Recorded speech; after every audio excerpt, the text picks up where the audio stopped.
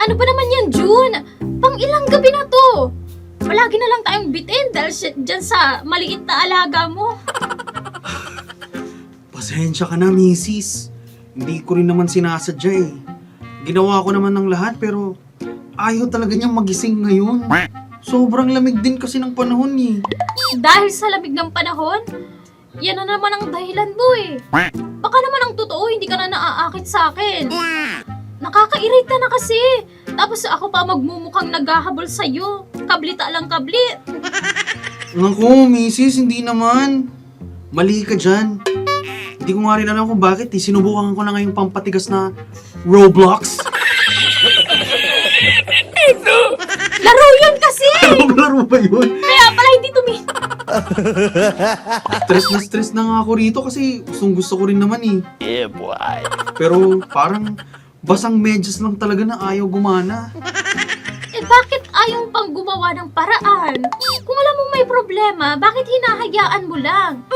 Galit-galit na kailangan ko pang magmakaawa para lang magka-action tayo. Eh, nung trinay ko kasi yung Roblox, yung kamao ko yung tumigas. Naiisip ko na nga na talagang magpatingin na lang sa doktor. Eh, nahihiya lang din kasi ako sa'yo kaya hindi ko agad maamin na baka may problema talaga kay junior ko. Talagang may problema. Pinipitik-pitik ko na ayaw pa rin. Kasi nga idlip ng idlip o mahiya sa akin. Asawa mo ko. Nakakainis lang kasi ramdam kong nag-aalangan ka. Pero kung magpapatingin ka sa doktor, mas maigi yan para maayos natin agad. Sige, bukas na bukas din magpapareserba na ako ng appointment sa clinic. Pero kung babae yung titingin sa akin, baka gumawa na. Sana all. Ayun na nga. Di ba lalakit eh? Baka kaya hindi ko magana kasi babae kami. Kailangan pala lalaki.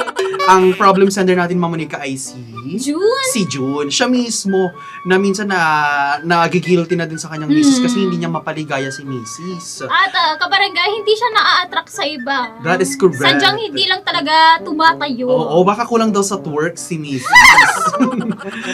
Baka walang back. Kailangan nila ng back. Dapat yung ganito. Oo, kailangan nila ng background. Paano, te? You talk dirty to me.